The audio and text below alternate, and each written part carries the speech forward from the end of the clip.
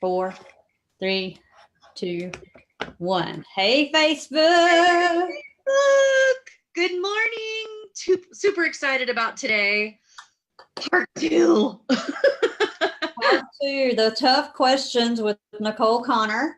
And I've got 3 tough questions that people are asking. There's some that have been submitted. We appreciate those coming into us. We'll keep this rolling every Wednesday around this time. So tune in live on Facebook, or we will be recording. You can catch the replay. So you ready to just jump right in, Nicole?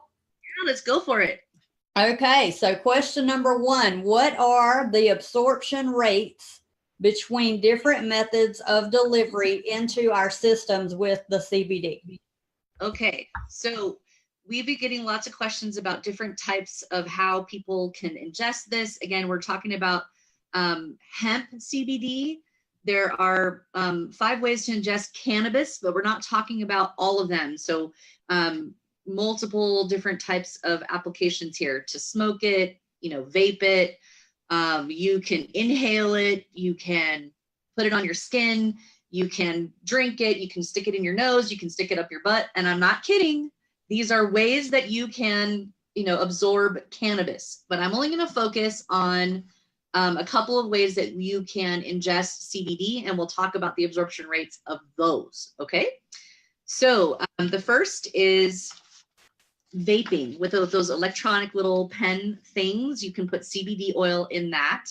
And while you may have sort of a relaxing effect of CBD or THC, depending on what's in your oil, it comes in and goes out really quickly, like within about 11 minutes. So if you are looking for a longer lasting effect of what CBD can do for you, depending on why you're taking it, that's probably not a really good measure of long lasting effects. 11 minutes in and out, it's done.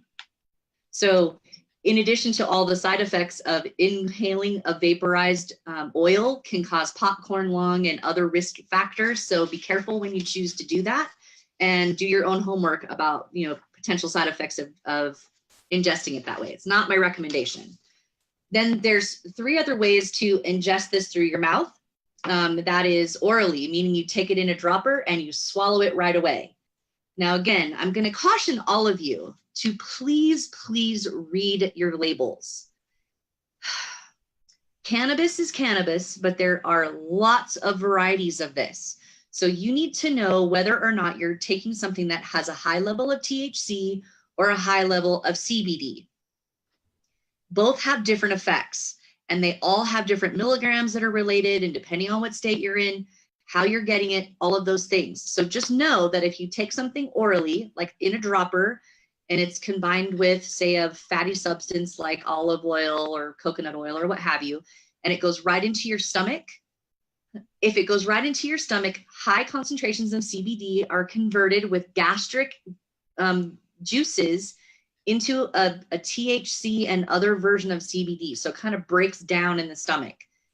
And with that, they can refer to part 1 that we covered the varietals and how many CBD, THCs out there in labels. So they can refer back to part 1 video on that, right? Yeah, for sure. So if you take it orally, meaning you're not putting it under your tongue, you're just taking it down, you have about a 6% absorption rate of what it is. So if you're taking 30 milligrams of something, you're only getting 6% of that product. And it takes about 4 hours for it to go through your system to get that 6%. So probably not, even though it's the most common way, it's not likely the best method of absorption.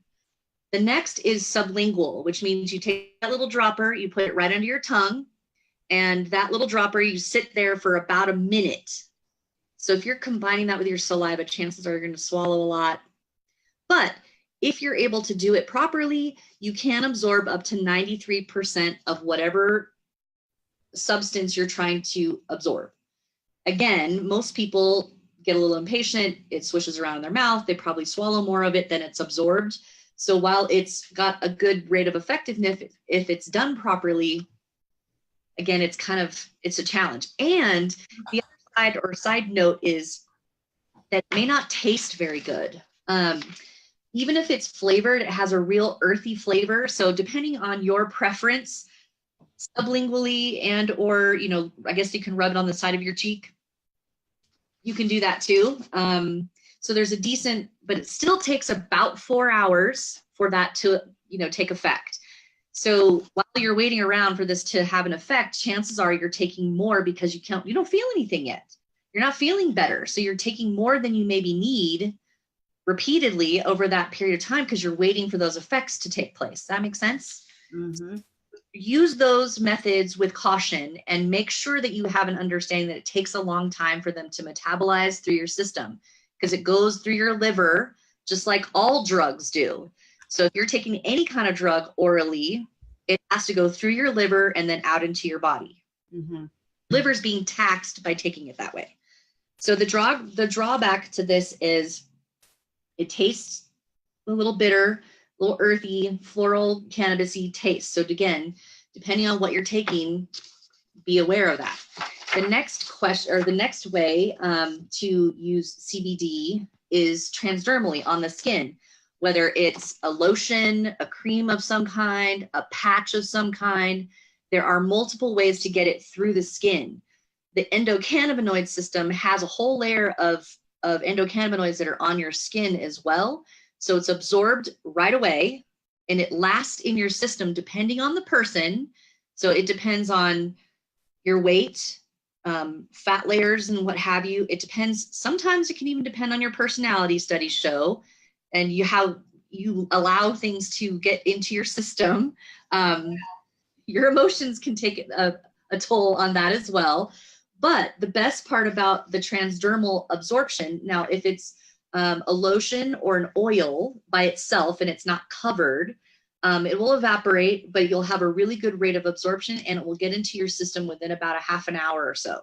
So localized, it could have not an overall body effect within a half an hour, but that localized area could have some immediate results right to that area. So if you had an area of specific pain, let's say, and you rub that cream on there, or you put your patch right there, or whatever it is that you did, it would help that localized area for sure, you know, within minutes or so.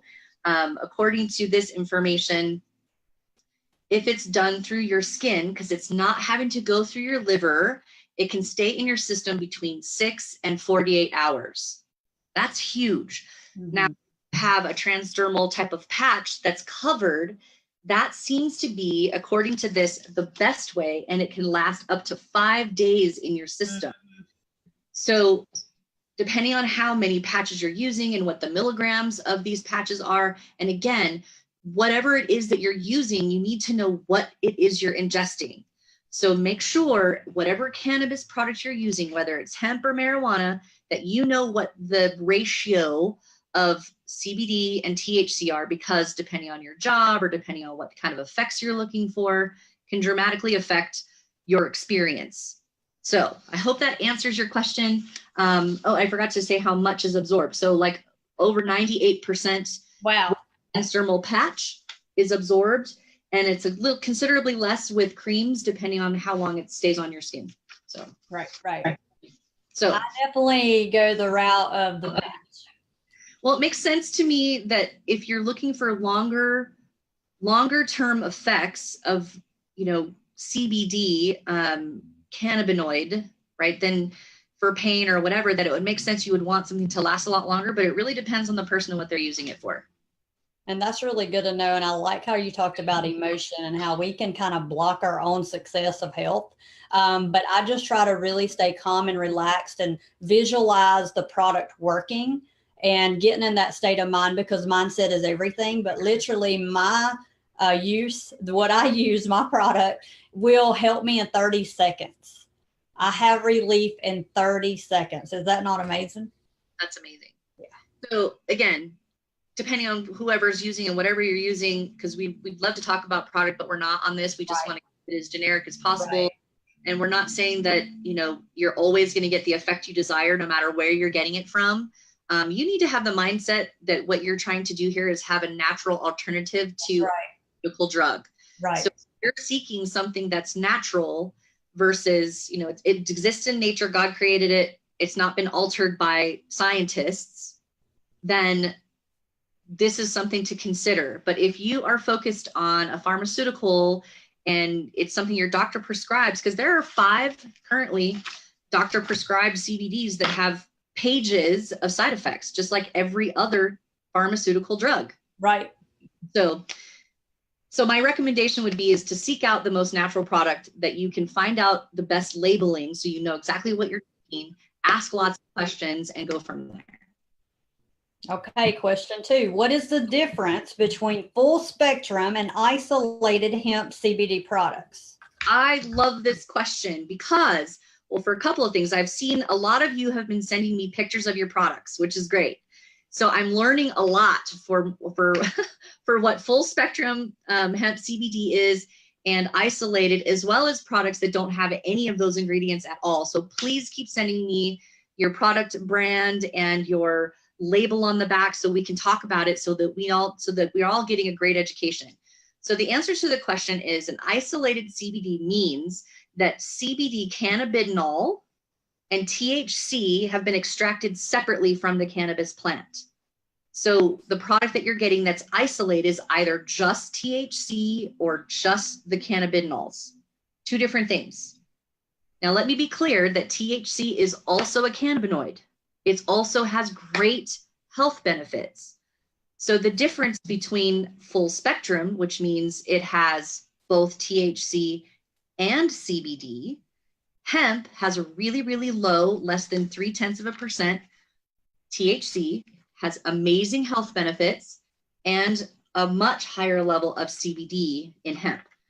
So what's really cool about the full spectrum, which includes both and would be my preference, is based on this cool article here called the entourage effect.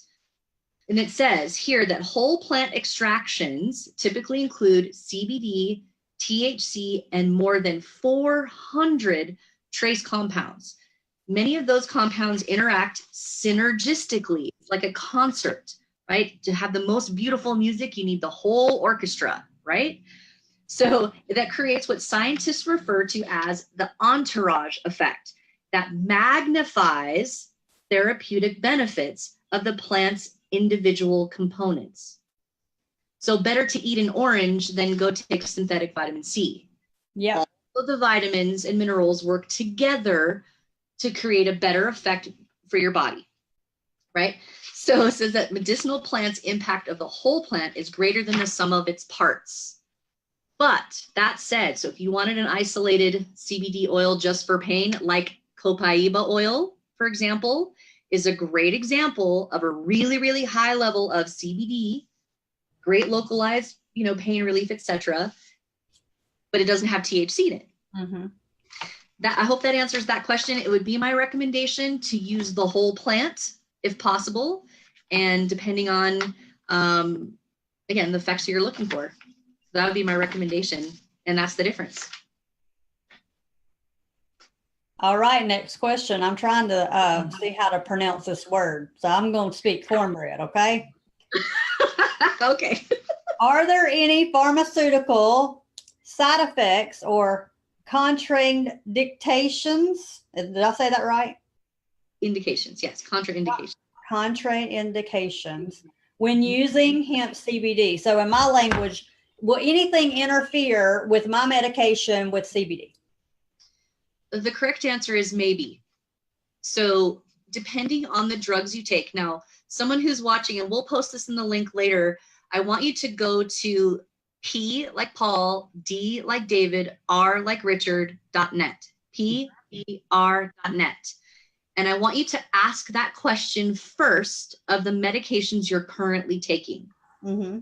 Now, if you go to that site and enter in your medication, you will see, and you have to scroll all the way down and click on the different things that talk about different side effects.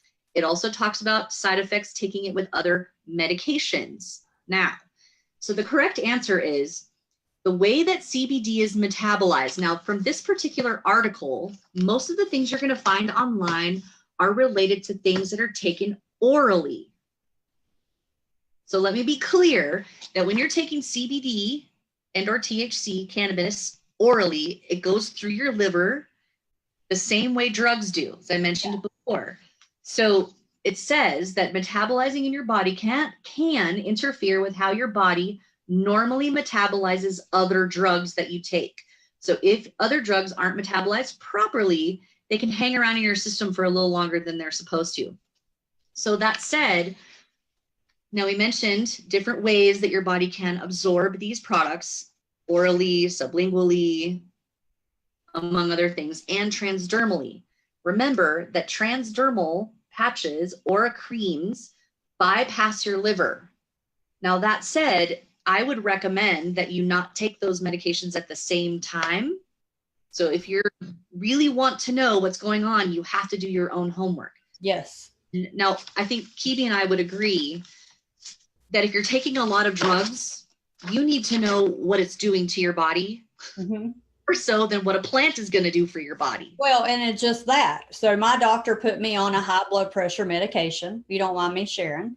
So I immediately did my own research. People are researching. They're sick of it. Okay. You want me to put this pill in my body? What is this?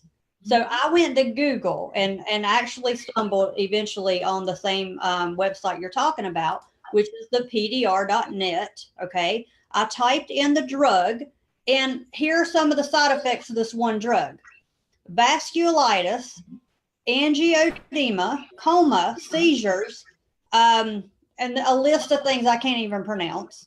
And then if you keep scrolling, a vitamin B12 deficiency, anemia, hemolysis, jaundice, hepatitis, could cause also diarrhea, infection, headaches, nausea, vomiting, musculoskeletal pain, abdominal pain.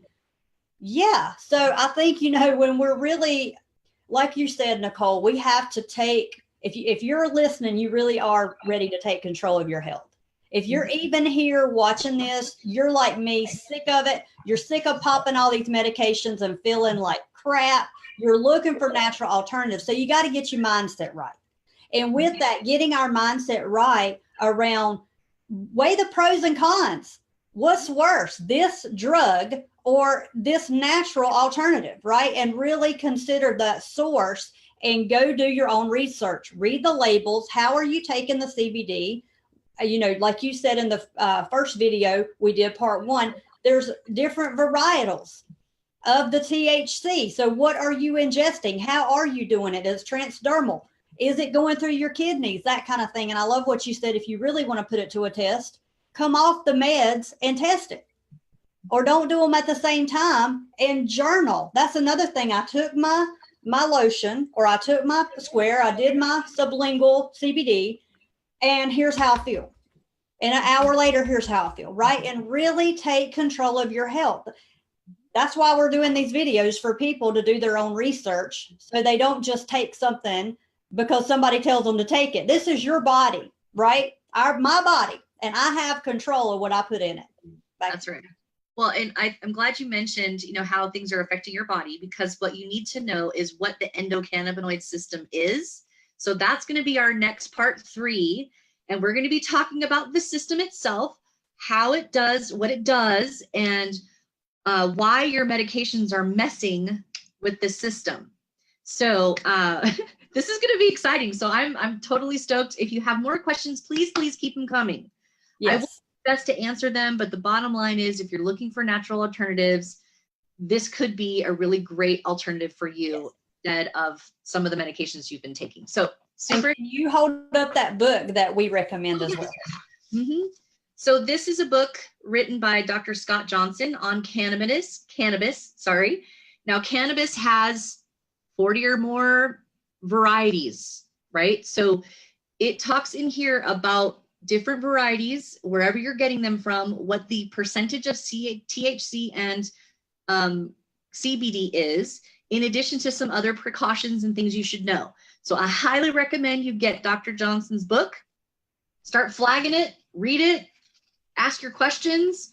I mean, if one of the most renowned doctors in the world is recommending this product in cannabis, not only THC and CBD, I don't know. Just go buy this book. Yeah. And I really like him because he is so smart, but he can talk cornbread, not like me, but I mean, I can understand him. That's Right. what I really like about him. And another thing is that we will post all the article links in the book in the event. So if you're not in the event, you need to say you're going, even if you're not going. You don't have to be there like 24 hours in the event. You just need to say you're going, so you have access to the files, to the links, to the recordings, etc. So with that, go ahead. It's a continued event. So from part 1, videos in there, all the links and everything that we talked about, and today's will go in there and we'll post all of that. So please keep following us, and we'll see you next week when we talk about the endocannabinoid system. Bye, y'all. See ya.